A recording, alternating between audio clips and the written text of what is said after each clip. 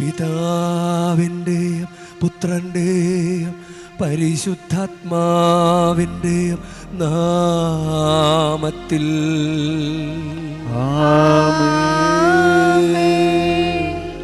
നമ്മുടെ കർത്താവായ യേശുക്രിസ്തുവിൻ്റെ കൃപയും പിതാവായ ദൈവത്തിൻ്റെ സ്നേഹവും പരിശുദ്ധാത്മാവിൻ്റെ സംസർഗവും നിങ്ങളോടു കൂടെ.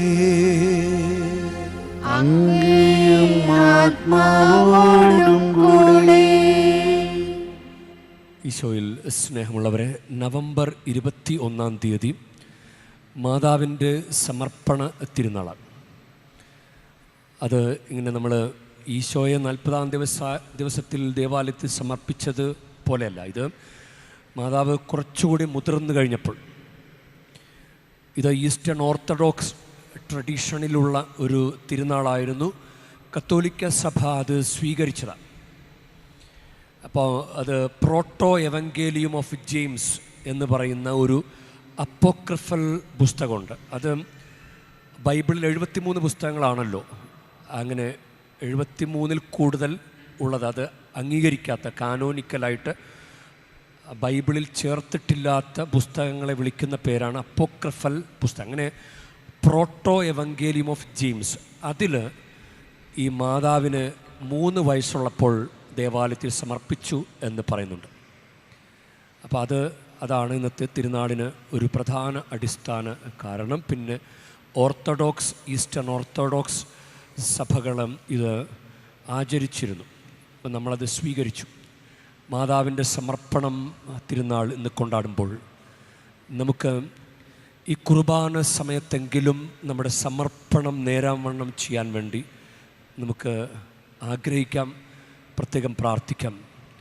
നമുക്ക് ആ ഒരു തീരുമാനം കുറച്ച് കഴിയുമ്പോൾ സമർപ്പണമില്ലാത്തതുപോലെ നിന്ന് പോകാതിരിക്കട്ടെ. മറന്നു പോകരുത്. അറിവില്ലാതെയാണോ സഭയിലേക്ക് പ്രവേശിച്ചതെങ്കിൽ നമുക്ക് ചിലപ്പോൾ സമർപ്പണമൊക്കെ മറന്നു പോകും. കാര്യത്തെക്കുറിച്ച് അറിവില്ലാതെയാണെങ്കിൽ അറിഞ്ഞുകൊണ്ട് നിൽക്കുക. ഇത് ഈശോയുടെ ബലിയർപ്പണത്തിൻ്റെ അനുസ്മരണമാണ്. ഇതറിയാമല്ലോ, അറിഞ്ഞുകൊണ്ട് നിൽക്കുക, അറിഞ്ഞുകൊണ്ട് നിന്ന് സമർപ്പിക്കുക.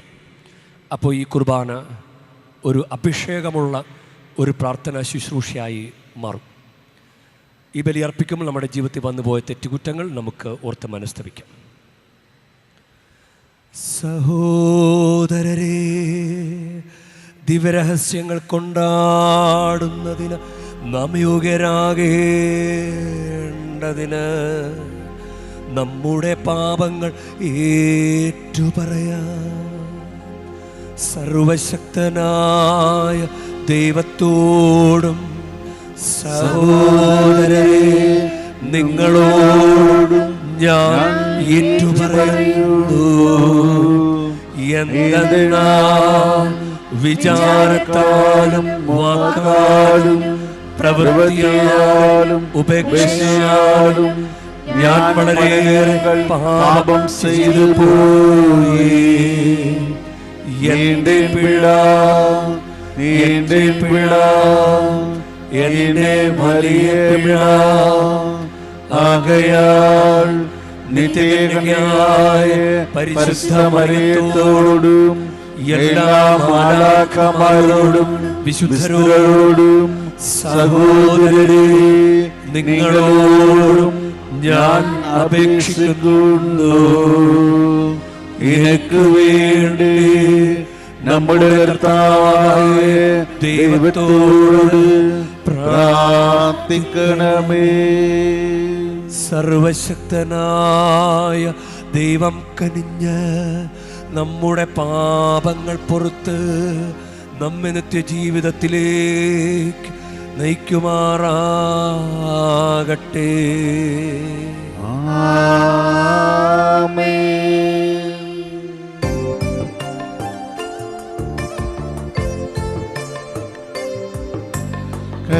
കർത്താവേ കനിയണമേ, കർത്താവേ കനിയണമേ.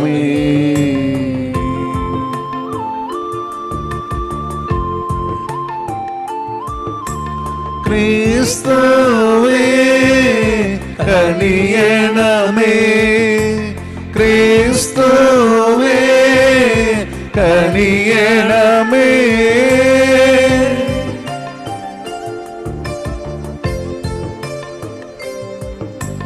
കർത്താവേ കനിയണമേ, കർത്താവേ കനിയണമേ. നമുക്ക് പ്രാർത്ഥിക്കാം.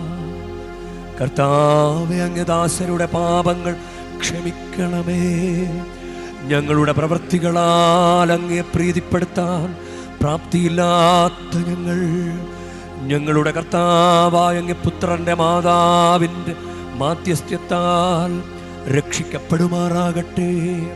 അങ്ങയോടു കൂടെ പരിശുദ്ധാത്മാവുമായുള്ള ഐക്യത്തിൽ എന്നെന്നും ദൈവമായി ജീവിച്ചു വാഴുന്ന ഞങ്ങളുടെ കർത്താവും അങ്ങയുടെ പുത്രനുമായ യേശുക്രിസ്തു വഴി ഞങ്ങൾ സമർപ്പിക്കുന്ന പ്രാർത്ഥന കേട്ടരുളേണമേ.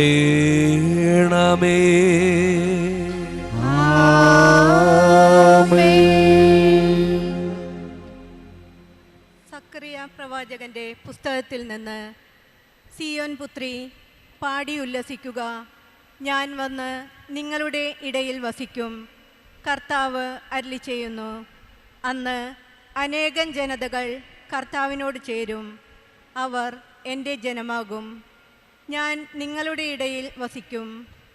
സൈന്യങ്ങളുടെ കർത്താവാണ് എന്നെ അയച്ചതെന്ന് അപ്പോൾ നിങ്ങളറിയും. അപ്പോൾ കർത്താവ് വിശുദ്ധ ദേശത്ത് തൻ്റെ ഓഹരിയായി യൂദായെ സ്വന്തമാക്കും. ജെറുസലേമിനെ വീണ്ടും തെരഞ്ഞെടുക്കും. മർത്യരെ, കർത്താവിൻ്റെ സന്നിധിയിൽ നിശബ്ദരായിരിക്കുവിൻ. അവിടുന്ന് തൻ്റെ വിശുദ്ധ വസതിയിൽ നിന്ന് എഴുന്നേറ്റിരിക്കുന്നു. കർത്താവിൻ്റെ വചനം. ദൈവത്തിനു നന്ദി.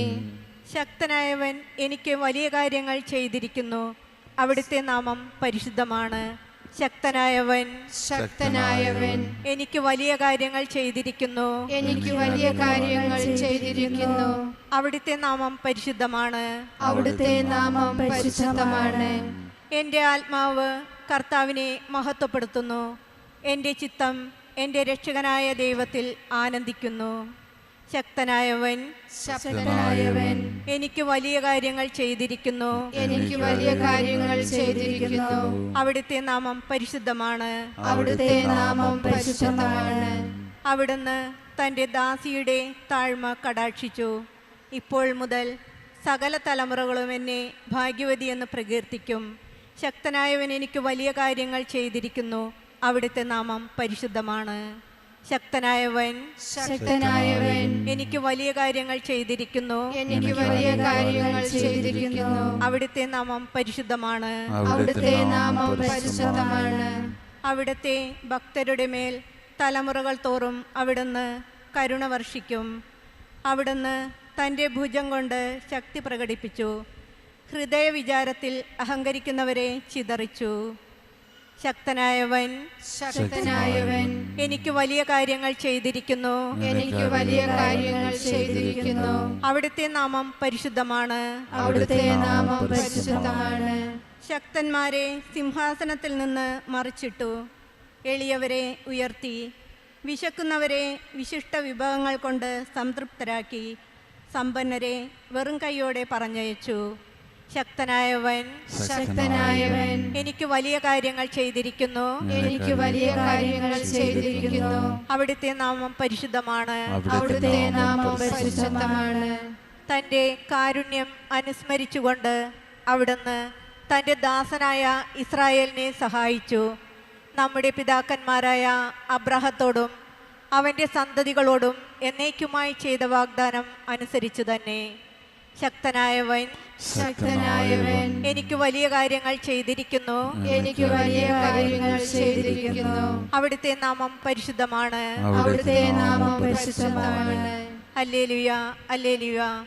ദൈവവചനം കേട്ട് അത് പാലിക്കുന്നവർ ഭാഗ്യവാന്മാർ. ഹല്ലേലൂയ.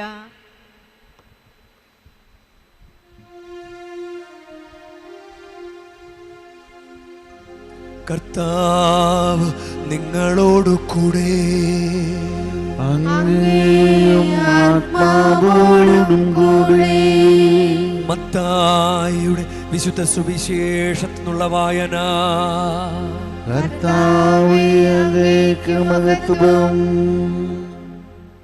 അക്കാലത്ത് യേശു ജനക്കൂട്ടത്തോട് പ്രസംഗിച്ചു കൊണ്ടിരുന്നപ്പോൾ അവൻ്റെ അമ്മയും സഹോദരരും അവനോട് സംസാരിക്കാൻ ആഗ്രഹിച്ച് പുറത്തു നിന്നിരുന്നു. ഒരുവൻ അവനോട് പറഞ്ഞു, നിന്റെ അമ്മയും സഹോദരരും നിന്നോട് സംസാരിക്കാൻ ആഗ്രഹിച്ച് പുറത്തു നിൽക്കുന്നു.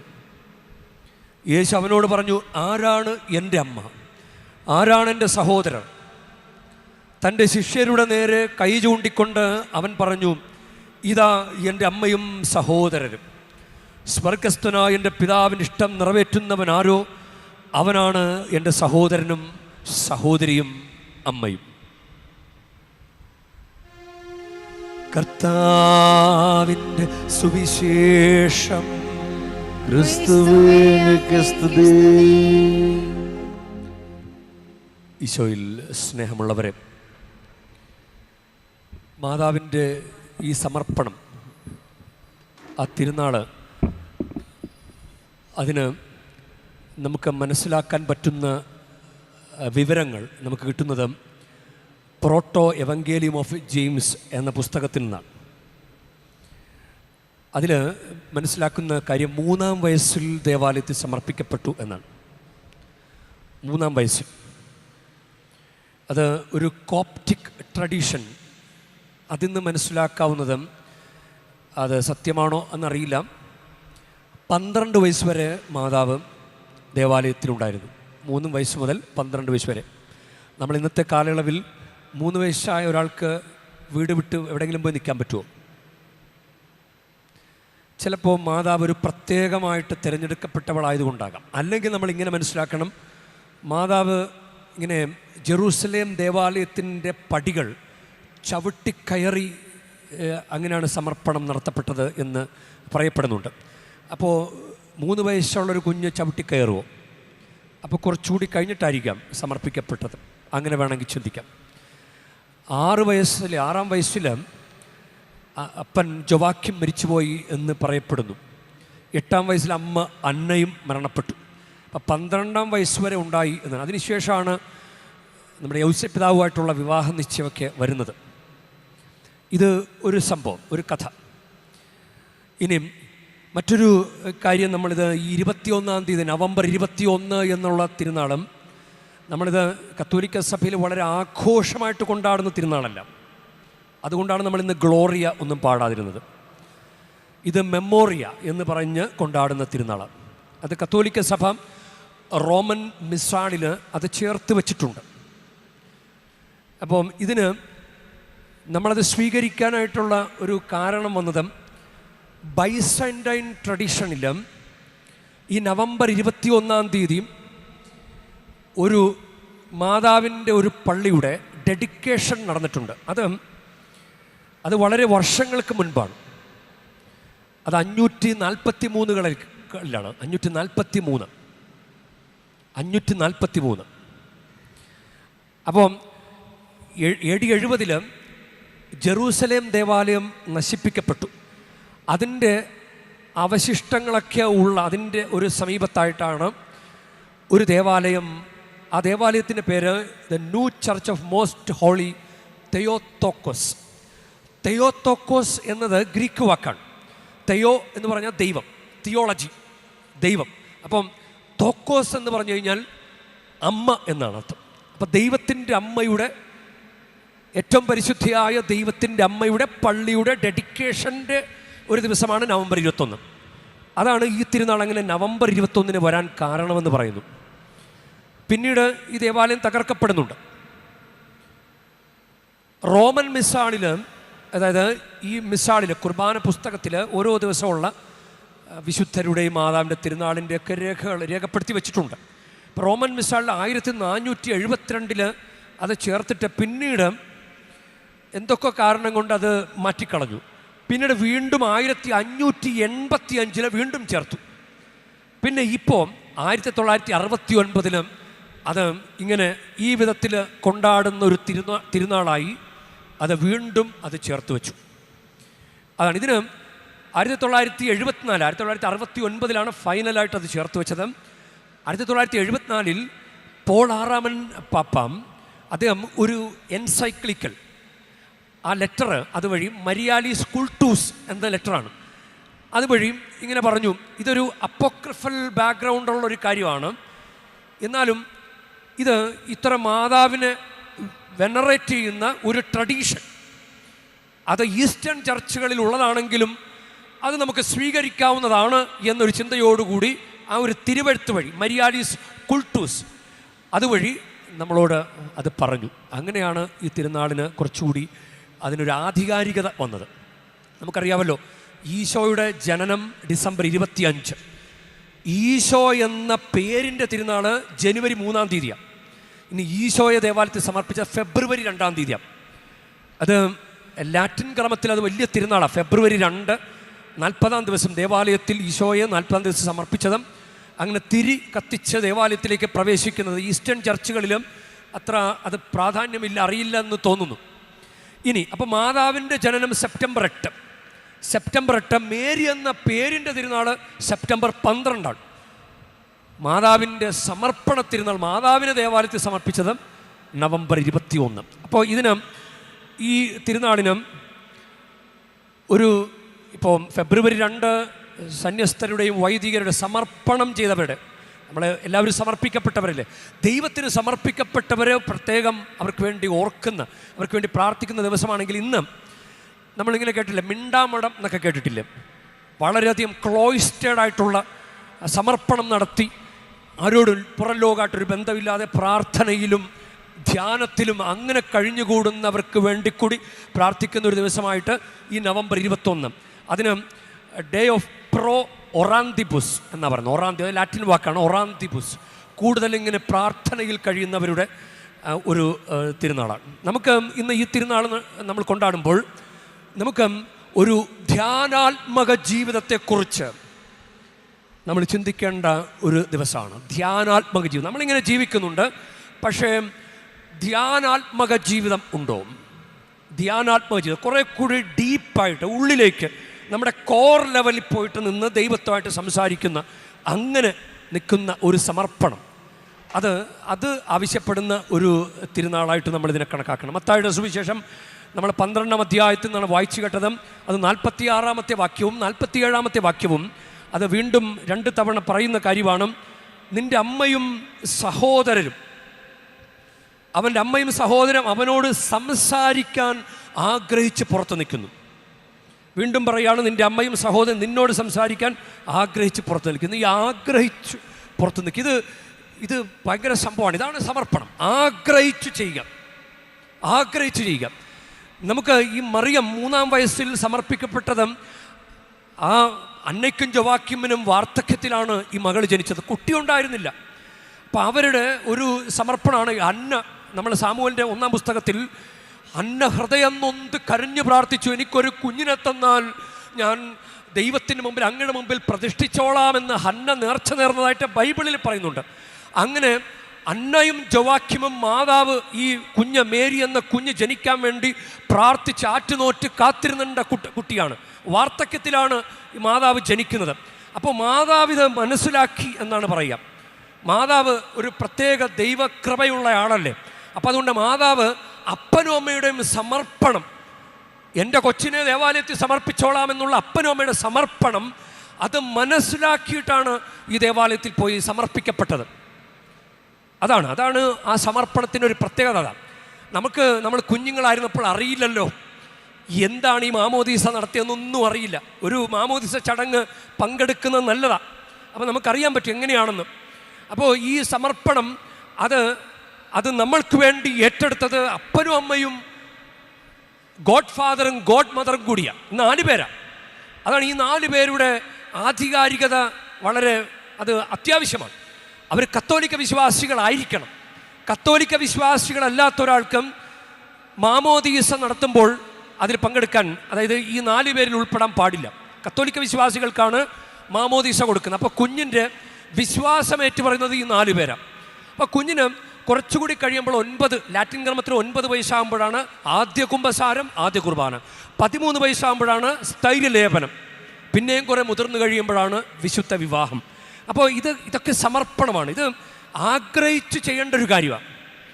നമുക്ക് ആഗ്രഹമൊന്നുമില്ല. ഞാനിങ്ങനെ പലരും പറയുന്നത് കേട്ടിട്ടുണ്ട്, വീണ്ടും പാപം ചെയ്തു പോവുകയാണ്, പിന്നെ എന്തിനാണ് കുമ്പസാരിക്കുന്നതെന്ന്. കുമ്പസാരിക്കുന്നത് എന്തിനാണ്?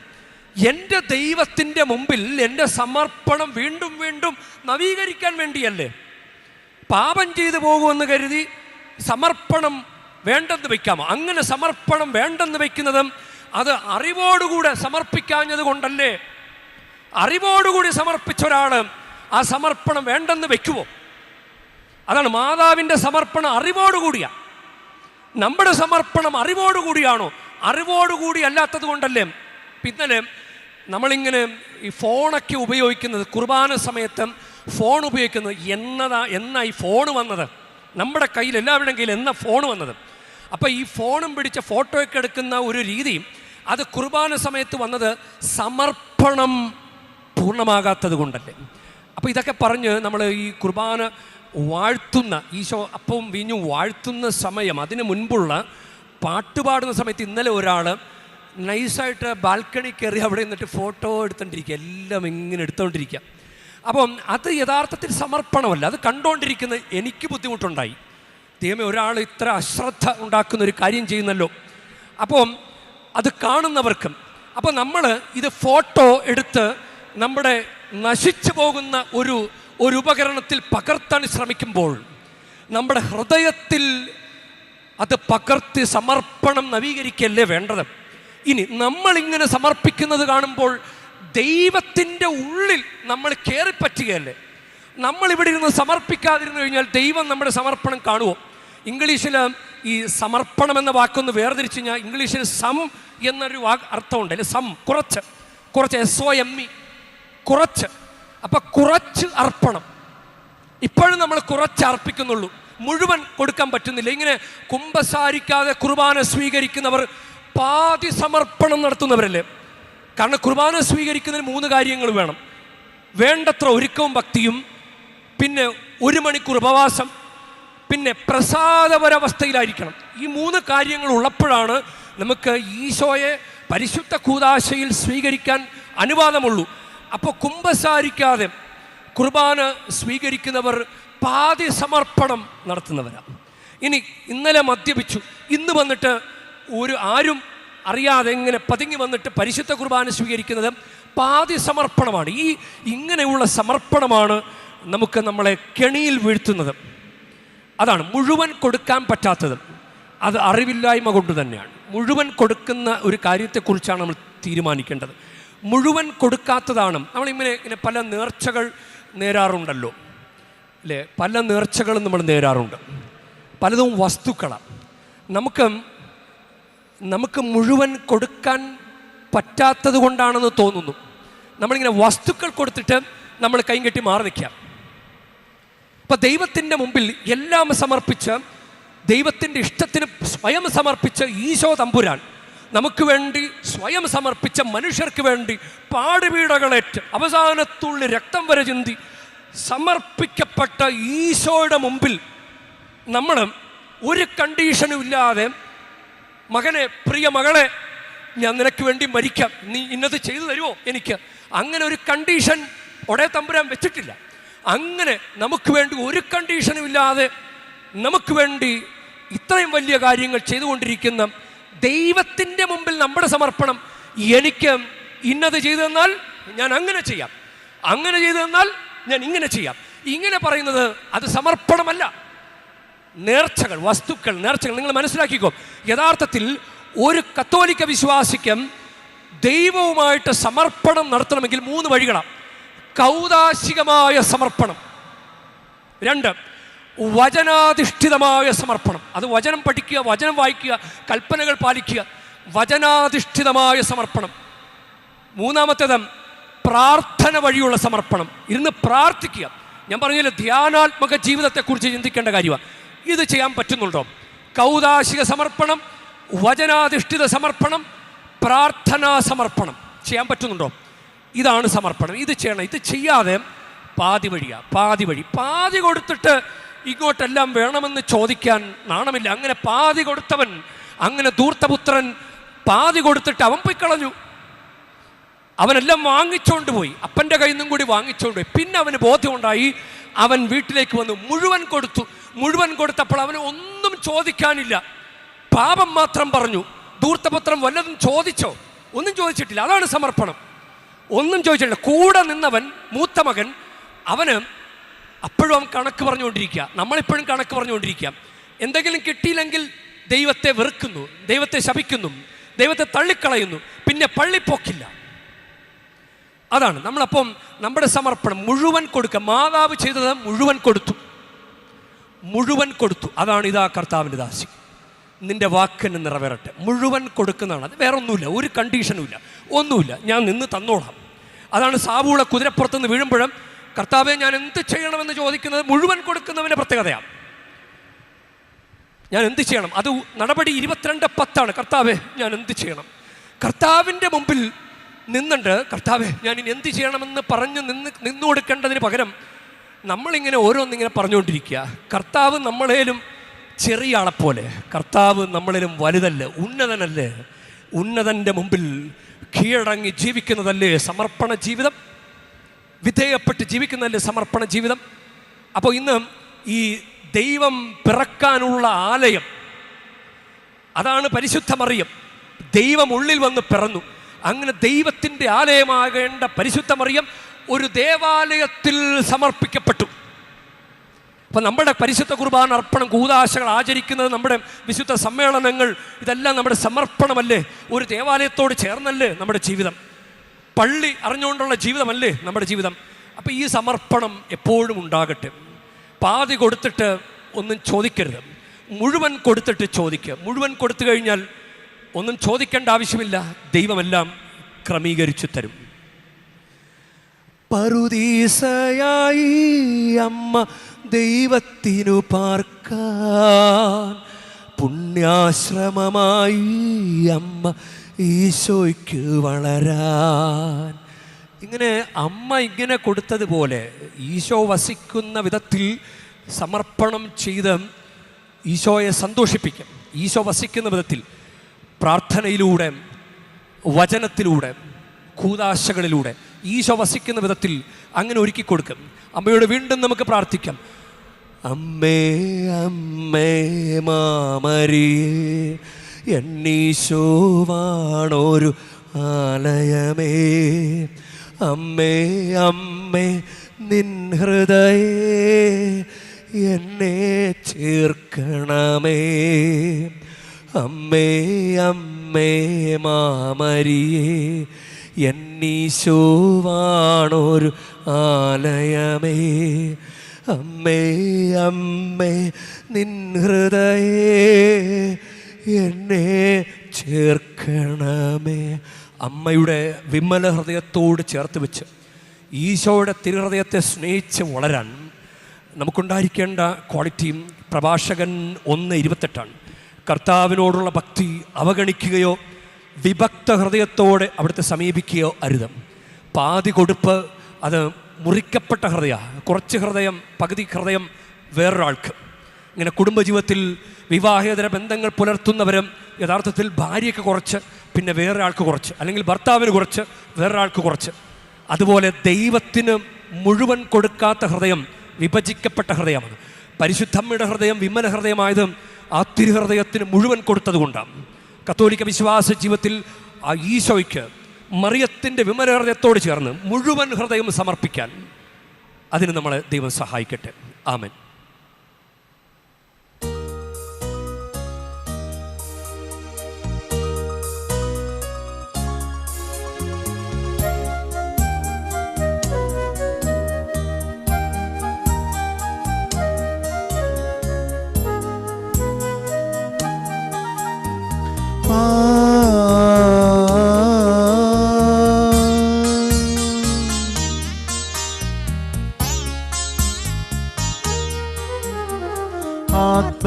ആത്മദാനമായി നൽകും അപ്പവും വീഞ്ഞും ആശീർവദിച്ചറ കൈകളിൽ നാദ വീഴുന്നു എങ്ങളിൽ പൂർണ്ണമായി കൈക്കൊള്ളണേ യേശു നൈവേദ്യമാ കൈക്കൊള്ളണേ യേശു നൈവേദ്യമാ ആത്മദാനമായി നൽകാൻ അപ്പവും വീഞ്ഞും.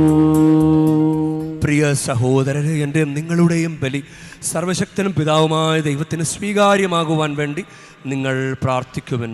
കർത്താവ് തന്റെ നാമത്തിന്റെ സ്തുതിക്കും മഹിമയ്ക്കും നമ്മുടെയും അവിടുത്തെ തിരുസഭ മുഴുവന്റെയും നന്മയ്ക്കുമായി അങ്ങേ കരങ്ങളിൽ നിന്ന് ഈ ബലി സ്വീകരിക്കുമാറാകട്ടെ. കർത്താവേ, അങ്ങേക്ക് ഞങ്ങൾ അർപ്പിക്കുന്ന ഈ കാണിക്കകൾ സ്വീകരിക്കുകയും പരിശുദ്ധാത്മാവിൻ്റെ വെളിച്ചത്താൽ പ്രകാശിതമായ ഞങ്ങളുടെ ഹൃദയങ്ങൾ പരിശുദ്ധ കന്യകാമറിയത്തിൻ്റെ മാതൃകയാൽ അങ്ങയുടേതായവ എപ്പോഴും അന്വേഷിക്കുവാനും സംരക്ഷിക്കുവാനും അനുഗ്രഹിക്കുകയും ചെയ്യണമേ. ഞങ്ങളുടെ കർത്താവായ ക്രിസ്തു വഴി ഞങ്ങൾ സമർപ്പിക്കുന്ന പ്രാർത്ഥന കേട്ടരുളേണമേ.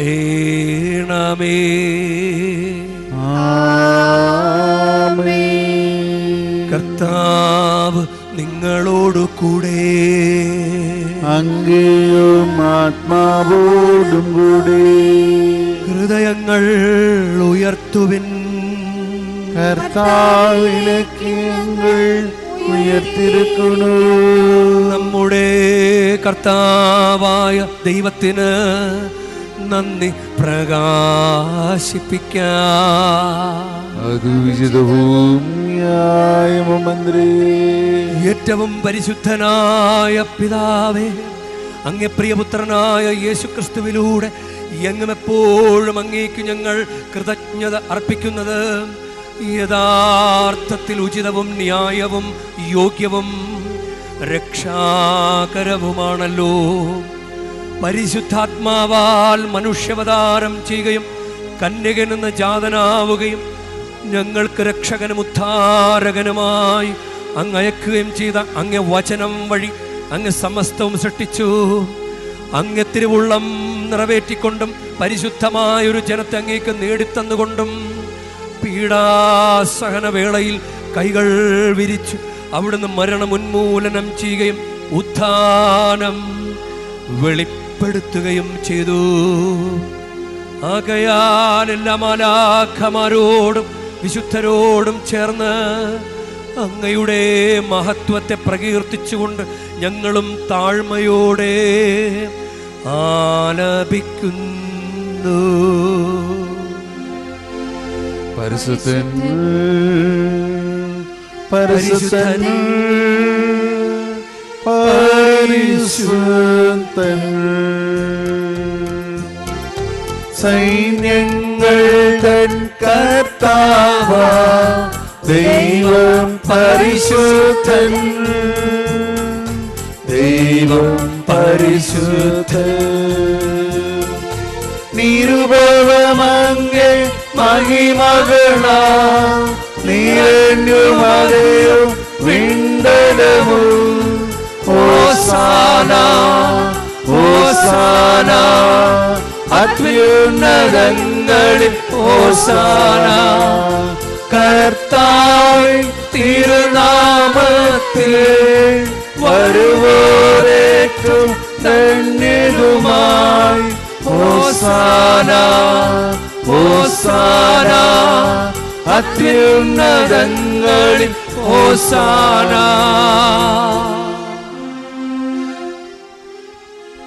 കർത്താവേ,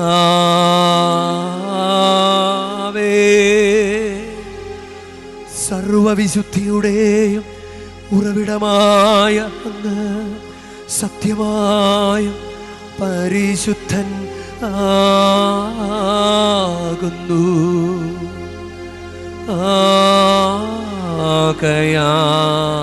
ആകയാൽ അങ്ങേ ആത്മാവാൽ മഞ്ഞുകണം പോലെ ഈ കാണിക്കകൾ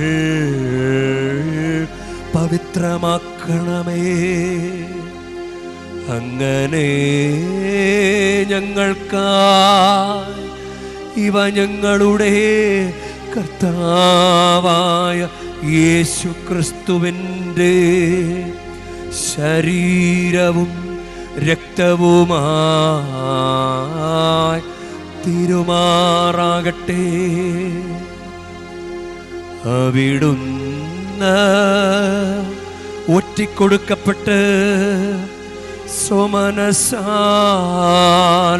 പീഡകൾ സഹിച്ചപ്പോൾ അപ്പമെടുത്ത് കൃതജ്ഞത പ്രകാശിപ്പിച്ച് മുറിച്ച് തൻ്റെ ശിഷ്യന്മാർക്ക് കൊടുത്ത് കൊണ്ട് അരുൾ ചെയ്തു. എല്ലാവരും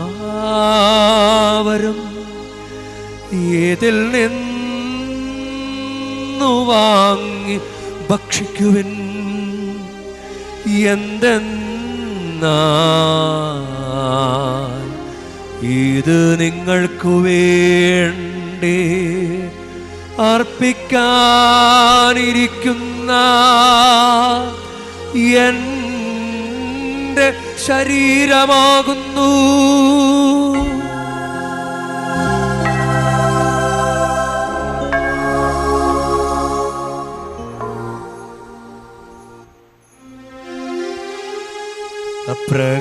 അപ്രകാരം തന്നെ അത്താഴം കഴിഞ്ഞ് പാനപാത്രമെടുത്ത് വീണ്ടും അങ്ങേക്ക് കൃതജ്ഞത പ്രകാശിപ്പിച്ച് തൻ്റെ ശിഷ്യന്മാർക്ക് കൊടുത്ത് കൊണ്ട് അരുൾ ചെയ്തു. എല്ലാവരും വാങ്ങി ഇതിൽ നിന്ന് കുടിക്കുവിൻ. എന്തെന്നാൽ ഇത് നിങ്ങൾക്കു വേണ്ടിയും അനേകർക്കു വേണ്ടിയും പാപമോചനത്തിനായി ചിന്തപ്പെടാനിരിക്കുന്ന എൻ്റെ രക്തത്തിൻ്റെ നവീനവും സനാതനവുമായ ഉടമ്പടിയുടെ പാനപാത്രമാകുന്നു.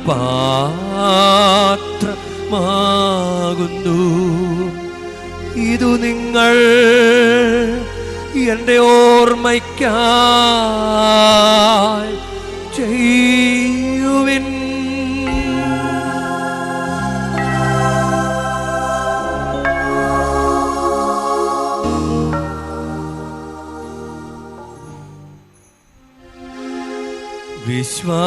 വിശ്വാസത്തിൻ്റെ രഹസ്യം. കർത്താവേ, അങ്ങ് വീണ്ടും വരുവരെ അങ്ങേ മരണം ഞങ്ങൾ പ്രഖ്യാപിക്കുന്നു. അങ്ങേ ഉയർപ്പ് ഞങ്ങൾ ഏറ്റുപറയുന്നു. ആകയാൽ കർത്താവേ, അവിടുത്തെ മനുഷ്യാവതാരവും പീഡാസഹനവും കുരിശും മരണവും ഉയർപ്പും സ്വർഗാരോഹണവും ഓർത്തുകൊണ്ട് അങ്ങ് തിരുമുൻപിൽ നിൽക്കുന്നതിനും അങ്ങേ പരിചരിക്കുന്നതിനും അർഹരാക്കി തീർത്തതിനും ഞങ്ങൾ നന്ദി പറഞ്ഞുകൊണ്ട് ജീവൻ്റെ അപ്പവും രക്ഷയുടെ പാനപാത്രവും ഞങ്ങൾ അങ്ങേക്ക് അർപ്പിക്കുന്നു. ക്രിസ്തുവിൻ്റെ ശരീരത്തിലും രക്തത്തിലും പങ്കുചേരുന്ന ഞങ്ങളെ പരിശുദ്ധാത്മാവിൽ ഒന്നായി ചേർക്കണമെന്ന് താഴ്മയോടെ ഞങ്ങൾ അപേക്ഷിക്കുന്നു. കർത്താവേ, ലോകമെങ്ങും വ്യാപിച്ചു കിടക്കുന്ന അങ്ങ് കത്തോലിക്ക തിരുസഭയെ ഓർക്കണമേ. ഞങ്ങളുടെ പരിശുദ്ധ പിതാവ് ലയോ 14 പാപ്പയോടും ഞങ്ങളുടെ രൂപതാധ്യക്ഷനായ സഹായരാജ് മെത്രാനോടും കർദിനാളന്മാർ, മെത്രാന്മാർ, വൈദികർ, സന്യസ്തർ, വിശ്വാസികൾ, പ്രേക്ഷിതർ, മിഷണറിമാർ ഉൾപ്പെട്ട സഭയെ അങ്ങ് സ്നേഹത്തിൻ്റെ പരിപൂർണതയിലെത്തിക്കണമേ. ഉയർപ്പിൻ്റെ പ്രത്യാശയോടെ നിദ്രകൊള്ളുന്ന ഞങ്ങളുടെ സഹോദരീ സഹോദരന്മാരെയും അങ്ങ് കാരുണ്യത്തിൽ മരണമടഞ്ഞ സകലരെയും അങ്ങ് ഓർക്കുകയും അങ്ങ് തിരുമുഖത്തിൻ്റെ പ്രകാശത്തിലേക്ക് അവരെ സ്വീകരിക്കുകയും ചെയ്യണമേ. ഞങ്ങളെല്ലാവരിലും കനിയണമെന്ന് ഞങ്ങൾ പ്രാർത്ഥിക്കുന്നു. അങ്ങനെ ദൈവമാതാവായ പരിശുദ്ധ കന്യകാമറിയത്തോടും ആ കന്യകയുടെ വിരക്ത ഭർത്താവായ ഭാഗ്യപ്പെട്ട വിശുദ്ധ യൗസേപ്പിതാവിനോടും അനുഗ്രഹീതര അപ്പോസ്തലന്മാരോടും മഹിമയേറിയ രക്തസാക്ഷികളോടും ഞങ്ങളുടെ സ്വർഗീയ മധ്യസ്ഥരോടും കാലാകാലങ്ങളിൽ അങ്ങേ പ്രസാദിപ്പിച്ച സകല വിശുദ്ധരോടുമൊത്ത് നിത്യജീവനിൽ പങ്കുചേരാൻ ഞങ്ങളെ അർഹരാക്കുകയും അങ്ങേ പുത്രനായ യേശുക്രിസ്തു വഴി ഞങ്ങളങ്ങേ സ്തുതിക്കുകയും മഹത്വപ്പെടുത്തുകയും ചെയ്യുമാറാകട്ടെ. ക്രിസ്തുവിലൂടെ,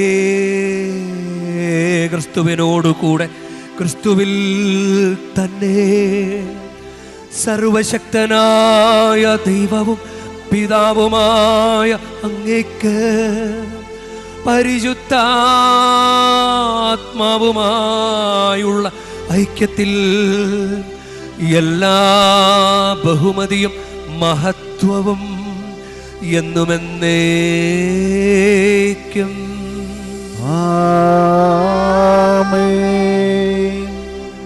നമുക്ക് എഴുന്നേൽക്കാം. നമ്മുടെ കർത്താവ് കൽപ്പിച്ചതനുസരിച്ച് ഒന്ന് ചേർന്ന് പ്രാർത്ഥിക്കാം.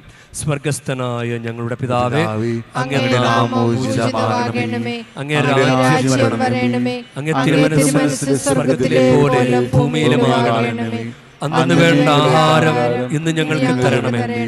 ഞങ്ങളോട് തെറ്റ് ചെയ്യുന്നവരോട് ഞങ്ങൾ ക്ഷമിക്കുന്ന പോലെ ഞങ്ങളുടെ തെറ്റുകൾ ഞങ്ങളോടും ക്ഷമിക്കണമേ. ഞങ്ങളെ പ്രലോഭനങ്ങളിൽ ഉൾപ്പെടുത്തരുതേ, തിന്മയിൽ നിന്ന് ഞങ്ങളെ രക്ഷിക്കണമേ. കർത്താവേ, എല്ലാ തിന്മകളിൽ നിന്ന് ഞങ്ങളെ മോചിപ്പിക്കണമേ. ഞങ്ങളുടെ ദിനങ്ങളിൽ സമാധാനം കനിവാർന്ന് നൽകണമേ. അനുഗ്രഹപൂർണമായ പ്രത്യാശയും ഞങ്ങളുടെ രക്ഷകനായ യേശുക്രിസ്തുവിൻ്റെ ആഗമനവും പ്രതീക്ഷിച്ചുകൊണ്ട് അങ്ങേ കരുണയുടെ സഹായത്താൽ ശക്തി പ്രാപിച്ചു ഞങ്ങളെപ്പോഴും പാപത്തിൽ നിന്ന് മോചിതരാവുകയും എല്ലാ വിപത്തുകളിൽ നിന്ന് സുരക്ഷിതരാവുകയും ചെയ്യുമാറാകട്ടെ.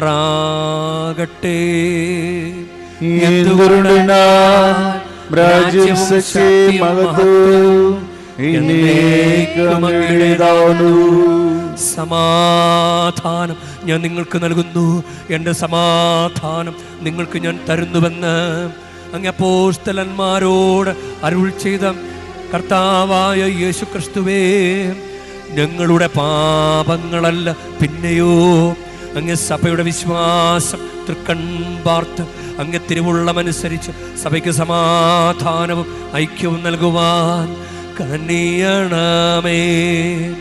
എന്നെന്നും ജീവിക്കുകയും വാഴുകയും ചെയ്യുന്ന അങ്ങ് ഈ പ്രാർത്ഥന കേട്ടരുളേണമേ.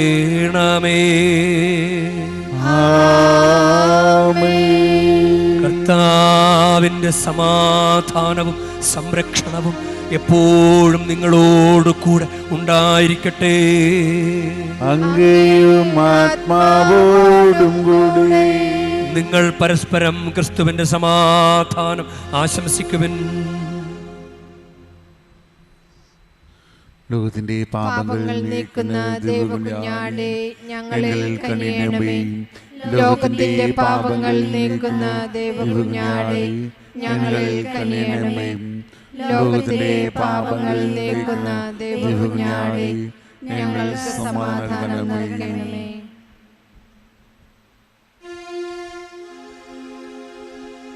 ഇതാ ദൈവത്തിൻ്റെ കുഞ്ഞാട്, ഇതാ ലോകത്തിൻ്റെ പാപങ്ങൾ നീക്കുന്നവൻ. കുഞ്ഞാടിൻ്റെ വിരുന്നിന് ക്ഷണിക്കപ്പെട്ടിരിക്കുന്നവർ അനുഗ്രഹീത. കർത്താവേ, അങ്ങയുടെ ഭവനത്തിൽ പ്രവേശിക്കാൻ ഞാൻ യോഗ്യനല്ല. അങ്ങ് ഒരു വാക്കുച്ചരിച്ചാൽ മാത്രം മതി, എന്റെ ആത്മാവ് സുഖം പ്രാപിക്കും.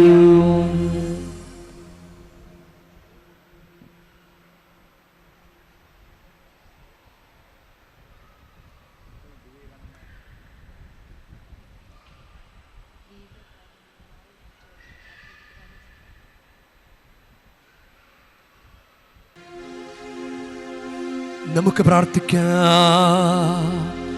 കർത്താവേ, രക്ഷയുടെയും വിശ്വാസത്തിൻ്റെയും കൂദാശ സ്വീകരിച്ചുകൊണ്ട് അങ്ങയോട് ഞങ്ങൾ കേണപേക്ഷിക്കുന്നു. പരിശുദ്ധ കന്യകാമറിയത്തെ ഭക്തിപൂർവ്വം അനുസ്മരിച്ചുകൊണ്ട് ആ അമ്മയോടൊപ്പം സ്വർഗീയ സ്നേഹത്തിൽ പങ്കാളികളാകാൻ ഞങ്ങൾ അർഹരാകുമാറാകട്ടെ. കർത്താവായ ക്രിസ്തു വഴി ഞങ്ങൾ സമർപ്പിക്കുന്ന പ്രാർത്ഥന കേട്ടരുളേണമേ.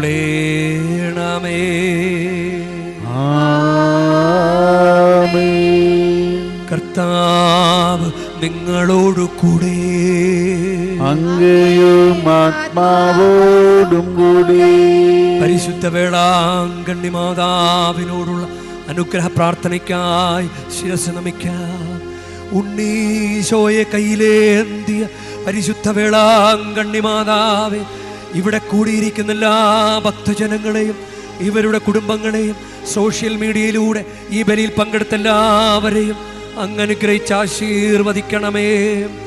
ഇവരുടെ മനസ്സ് തളർന്നു പോകുമ്പോൾ പാൽക്കാരനായ ബാലന്റെ പാൽക്കുടത്തിലെ പാൽ നിറഞ്ഞു തുളുമ്പിയതുപോലെ ഇവരെയും സന്തോഷത്താൽ നിറയ്ക്കണമേ. പരാജയങ്ങൾ ഇവരെ തളർത്തുമ്പോൾ മുടന്തനായ ബാലനെ നടക്കാനിടയാക്കിയതുപോലെ ഇവരെയും താങ്ങി നടത്തണമേ. പോർച്ചുഗീസ് നാവികരെ സുരക്ഷിതമായി കരയിലേക്ക് എത്തിച്ചതുപോലെ സങ്കടക്കടലിൽ വരയുന്ന എല്ലാവരെയും അങ്ങ് കരകയറ്റണമേ.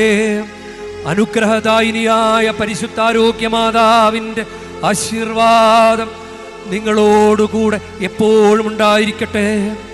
ഈശോ തൻ്റെ മാതാവിൻ്റെ കരങ്ങളിലൂടെ നമ്മേവരെയും സ്പർശിക്കുകയും സുഖപ്പെടുത്തുകയും കാത്തു സംരക്ഷിക്കുകയും ചെയ്യട്ടെ. സർവശക്തനും കാരുണ്യവാനുമായ ദൈവം, പിതാവും പുത്രനും പരിശുദ്ധാത്മാവും നിങ്ങളേവരെയും നിങ്ങളുടെ കുടുംബങ്ങളെയും നിങ്ങളുടെ പ്രാർത്ഥനാ നിയോഗങ്ങളെയും സമൃദ്ധമായി അനുഗ്രഹിക്കുമാറാകട്ടെ. ക്രിസ്തുവിന്റെ സ്നേഹത്തിലും സമാധാനത്തിലും പോകുവിൻ. ദിവ്യപൂജ സമാപിച്ചു.